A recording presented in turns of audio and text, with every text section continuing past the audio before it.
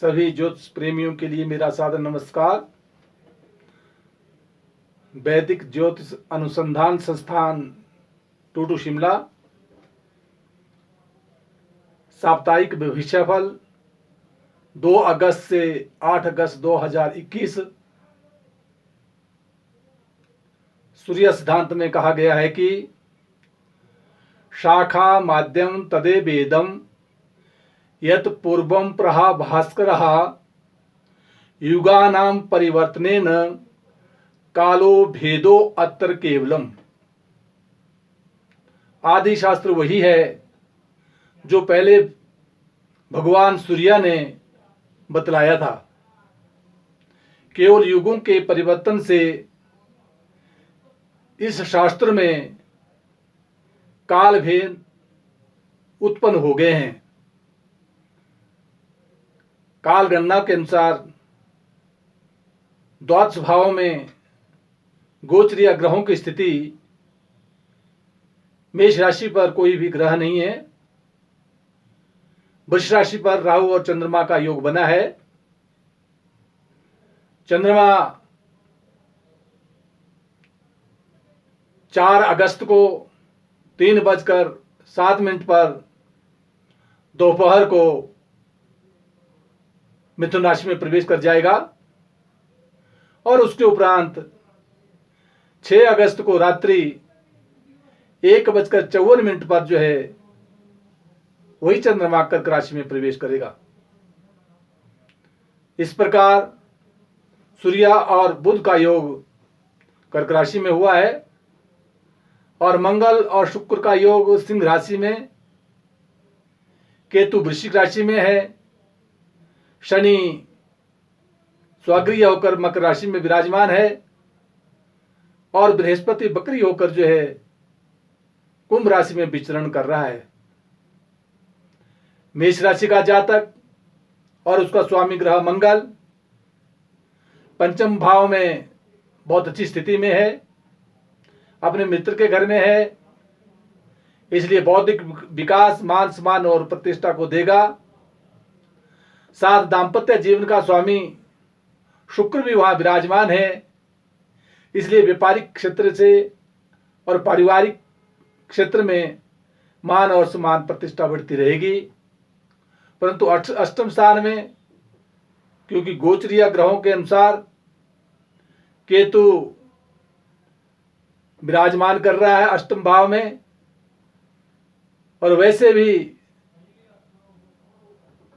राहु और केतु का जो संचार राशियों पर होता है, एक राशि पर 1.5 वर्ष तक रहता है, इसलिए वृश्चिक राशि वाले राशि पर जो केतु बैठा है, इसलिए मेष राशि वालों के लिए कहीं यात्राओं में, कहीं बाह्य स्थानों में चोट इत्यादि से बचना होगा और शारीरिक स्वास्थ्य का विशेष ध्यान रखना होगा। परंतु शनि जो है आपको विशेष लाभ दे रहा है, राजपक्ष से मान सम्मान प्रतिष्ठा को प्रदान कर रहा है और साथ जो है आर्थिक लाभ की प्राप्ति भी गुरु ग्रह करेगा। यद्यपि भाग्येश है, बकरी है, फिर भी मान और सम्मान प्रतिष्ठा बनी रहेगी। वृष राशि का जातक राहु और चंद्रमा का योग बना है। चंद्रमा स्वगृह ना होकर उच्चस्थ होकर वहां विराजमान है, परंतु राहु होने के कारण कदापि क्रोध पर नियंत्रण रखना होगा और उसके साथ ही दाम्पत्य जीवन में केतु विराजमान है, इसलिए पारिवारिक जीवन में और साथ जो है व्यापारिक क्षेत्र में कुछ उलझनों का सामना करना पड़ सकता है, विशेष ध्यान देना होगा। परंतु वहीं 10वें भाव में जहां बृहस्पति विराजमान है, वो कहीं नौकरी के संदर्भ में अपने उच्च अधिकारियों के साथ जो है तालमेल बिठाकर जो है आगे बढ़ना होगा तथा कदापि स्थानांतरण आदि की भी समस्याओं का सामना करना पड़ सकता है, विशेष ध्यान देना होगा। परंतु 9वें भाव में जहां शनि विराजमान है, वो भाग्य उदय करा रहा है, मान और सम्मान प्रतिष्ठा को दे रहा है, धर्म और कर्म में रुचि को बढ़ा रहा है। कहीं बाह्य स्थानों की यात्रा हो सकती है और परिवार में भ्रातृपक्ष से जो है सुख की प्राप्ति होगी। वहां मिथुन राशि का जातक और उसका स्वामी ग्रह बुध अपने से द्वितीय भाव में सूर्य के साथ योग कर रहा है, धन प्राप्ति के योग बनाएगा, मान और सम्मान प्राप्त होगा, अपने वाणी द्वारा कहीं पर उच्च अधिकारियों से लेखन संबंधी कार्य में विशेष सफलता को प्रदान करेगा। कहीं भाषण प्रतियोगिताओं में भी सफलता मिलने की संभावना बनती है। वहां दाम्पत्य जीवन का स्वामी बृहस्पति पारिवारिक क्षेत्र में, जहां बृहस्पति अपने से नवम भाव में विराजमान है, परंतु वक्री होने के कारण कुछ उलझनों का सामना करना पड़ सकता है, विशेष ध्यान देना होगा। धर्म और कर्म में रुचि रखने के उपरांत जो है अपने लक्ष्य को प्राप्त करेंगे। द्वादश भाव में राहु और चंद्रमा का योग बना है। कहीं बाह्य स्थानों में वाद और विवाद से बचना होगा, परंतु फिर भी मान और सम्मान प्रतिष्ठा बनी रहेगी और यात्राओं के योग बनेंगे। वहां कर्क राशि का जातक और उसका स्वामी ग्रह चंद्रमा एकादश स्थान में धन प्राप्ति के योग करा रहा है और त्रिषडाया में पापी ग्रह विशेष सफलता को प्रदान करते हैं। वहां जहां राहु विराजमान है, इसलिए अर्थ की प्राप्ति होगी और दाम्पत्य जीवन में और व्यापारिक क्षेत्र में भी विशेष सफलता के योग दे रहा है। कहीं चोट इत्यादि से बचना होगा। द्वितीय भाव में मंगल और शुक्र का योग बना है, जहां मंगल मित्र क्षेत्रीय है, इसलिए धन प्राप्ति के योग करा रहा है, मान सम्मान प्रतिष्ठा को प्रदान कर रहा है। और उसके साथ ही जहां दशम भाव का स्वामी मंगल भी द्वितीय भाव में है, वो राजपक्ष से धन प्राप्ति के योग भी प्रदान कर रहा है। सिंह राशि का जातक और उसका स्वामी ग्रह सूर्य अपने से द्वादश स्थान में, अपने शरीर पर कुछ व्याय होने की संभावना बनती है। शारीरिक स्वास्थ्य का विशेष ध्यान रखना होगा। और वहां जहां चंद्रमा द्वादश भाव का स्वामी होते हुए अपने से दसम भाव में विराजमान है, इसलिए नौकरी के क्षेत्र में और राजनीति के क्षेत्र में विशेष सफलता के योग बन रहे हैं। उत्तरोत्तर जो है मान और सम्मान प्रतिष्ठा बनी रहेगी। दाम्पत्य जीवन में बृहस्पति विराजमान है, सम क्षेत्रीय है, बकरी भी है, फिर भी व्यापारिक क्षेत्र में और पत्नी के क्षेत्र में शारीरिक स्वास्थ्य का विशेष ध्यान देना होगा। वहां चतुर्थ स्थान में जहां केतु विराजमान है, वहां जमीन और जायदाद संबंधी किन्हीं कार्यों में जो है विलंब का सामना करना पड़ेगा, इसलिए केतु मंत्र का जाप करना हितकर रहेगा। कर्क राशि का जातक और उसका स्वामी ग्रह बुध एकादश भाव में सूर्य के साथ योग अर्थ की प्राप्ति करवा रहा है।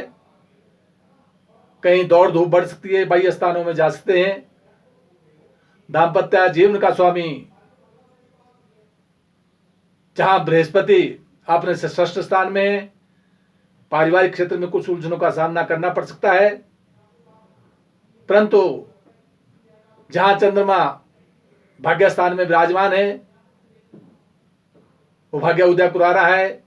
उच्चस्थ होने के कारण धर्म और कर्म में रुचि बढ़ेगी। उपरांत 4 तारीख को चंद्रमा दसम भाव में आ जाएगा, जो नौकरी के क्षेत्र में विशेष सफलता के योग देगा। और 6 अगस्त के बाद धन प्राप्ति के योग बनेंगे, क्योंकि चंद्रमा कर्क राशि में प्रवेश कर जाएगा। वहां जहां अष्टम भाव में का जो स्वामी है वो मंगल ग्रह है, और मंगल ग्रह अपने से द्वादश भाव में होने के कारण जो है चोट इत्यादि से या किन्हीं उलझनों से कन्या राशि वालों के जातक के लिए विशेष ध्यान देना होगा। तुला राशि का जातक और उसका स्वामी ग्रह शुक्र ग्रह अपने से एकादश स्थान में है, और शुक्र जो है अष्टम भाव का स्वामी भी है, परंतु फिर भी अर्थ की प्राप्ति होगी। और पारिवारिक जीवन का स्वामी मंगल भी एकादश भाव में पत्नी की ओर से धन प्राप्ति के योग कराएगा, भ्रातृ सहयोग देगा और मान और समान प्रतिष्ठा बनी रहेगी। परंतु अपने से अष्टम भाव में राहु का होना कदापि स्वास्थ्य संबंधी, चोट संबंधी इन बातों से बचना होगा। परंतु दसम भाव में जहां सूर्य और बुध का योग बना है, नौकरी के क्षेत्र में विशेष सफलता के योग बनेंगे और अर्थ का की प्राप्ति होगी। परंतु द्वितीय भाव में केतु जो है के कारण जो है अपने नाक, गला इत्यादि में जो है बीमारी से सावधानी रखनी होगी, और कहीं कदापि धन में न्यूनता आने की भी संभावना बनती है, विशेष ध्यान देना होगा। वृश्चिक राशि का जातक और उसका स्वामी ग्रह मंगल जो अपने से दसम भाव में है, दसम भाव राजपक्ष का होता है, इसलिए नौकरी के क्षेत्र में विशेष सफलता के योग बना रहा है, मान और समान प्रतिष्ठा को दे रहा है। दाम्पत्य जीवन में राहु और चंद्रमा का योग बना है, सामान्यतः सुख की प्राप्ति होगी, व्यापार में लाभ मिलेगा। उपरांत चंद्रमा 4 तारीख के बाद और 6 तारीख के बीच में जो है जातक के लिए कहीं यात्राओं करते समय विशेष ध्यान देना होगा, चोट इत्यादि से बचना होगा। और उसके उपरांत चंद्रमा 6 तारीख के बाद जब चंद्रमा भाग्य स्थान में आ जाएगा तो भाग्य उदय कराएगा, कहीं धार्मिक स्थल में जाने का योग बन सकता है और पूजा और पाठ में विशेष मान और समान प्रतिष्ठा मिलने की संभावना बनेगी। वहां धनुराशि का जातक और उसका स्वामी ग्रह बृहस्पति जो अपने से तृतीय भाव में बकरी होकर विराजमान है, इसलिए कहीं आमदनी के क्षेत्र में कुछ उलझनों का सामना करना पड़ सकता है, विशेष ध्यान देना होगा। परंतु वहीं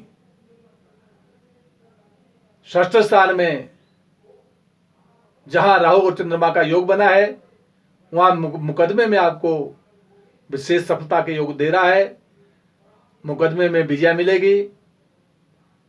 और साथ जो है दाम्पत्य जीवन का जो स्वामी है वो बुध ग्रह सूर्य के साथ अपने से अष्टम में योग बनाए हुए हैं, इसलिए पारिवारिक चिंता देता है, पत्नी के साथ मन मुटाव उत्पन्न करता है और कहीं प्रेम संबंधों में भी उलझनों का सामना करना पड़ सकता है, विशेष ध्यान देना होगा। परंतु जहां भाग्यस्थान में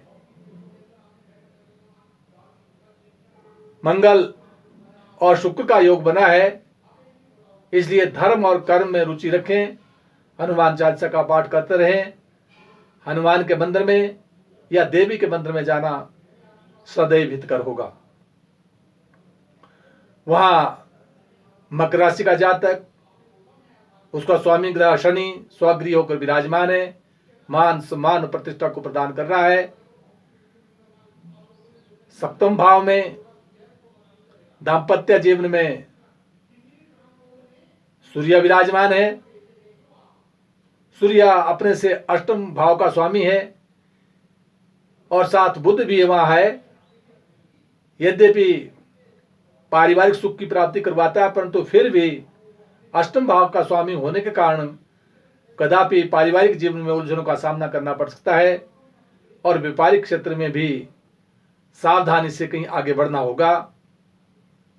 वहां जहां द्वितीय स्थान में बृहस्पति विराजमान है, धन का आगमन होगा, परंतु व्यय की भी अधिकता बनी रहेगी, आएगा जाएगा, क्योंकि केतु एकादश स्थान में कहीं धन के आगमन में कुछ रुकावटें पैदा कर रहा है। इसलिए केतु मंत्र का जाप करना सदैव हितकार रहेगा और सुख को देने वाला होगा। वहां कुंभ राशि का जातक और उसका स्वामी ग्रह शनि अपने से द्वादश भाव में अपने शरीर पर कुछ व्याय करवा रहा है। शारीरिक स्वास्थ्य का विशेष ध्यान देना होगा। परंतु कुंभ और मकर राशि का स्वामी शनि ही होने के कारण स्वगृह भी है, इसलिए मान और सम्मान प्रतिष्ठा बनी रहेगी। दाम्पत्य जीवन में जहां तृतीय मंगल विराजमान है, इसका अभिप्राय यह है कि अपने परिश्रम के द्वारा कई कार्यों में सफलता को प्रदान करेंगे और पारिवारिक सुख की प्राप्ति मिलती रहेगी। वहां षष्ठ स्थान में सूर्य आपको मुकदमे में विजय को प्रदान करेगा। मान और सम्मान प्रतिष्ठा बनी रहेगी। जहां पंचम भाव का स्वामी बुध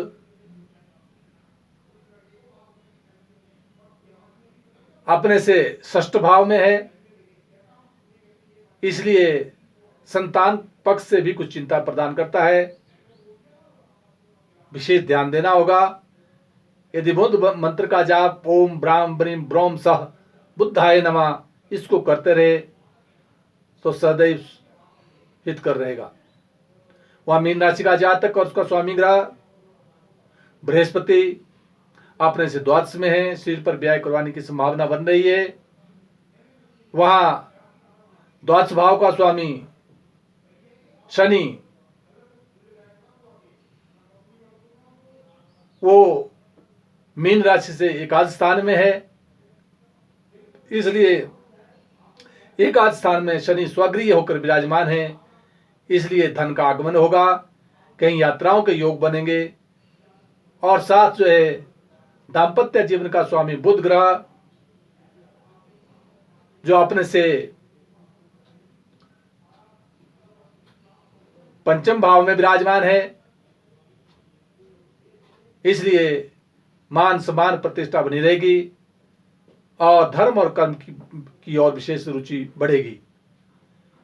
बृहस्पति के लिए जहां बकरी चला हुआ है आजकल, इसलिए बृहस्पति कदापि शारीरिक स्वास्थ्य की भी चिंता प्रदान कर सकता है।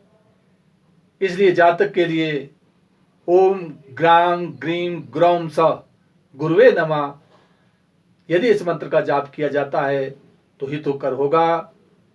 जय हिमाचल, जय भारत। नमस्कार।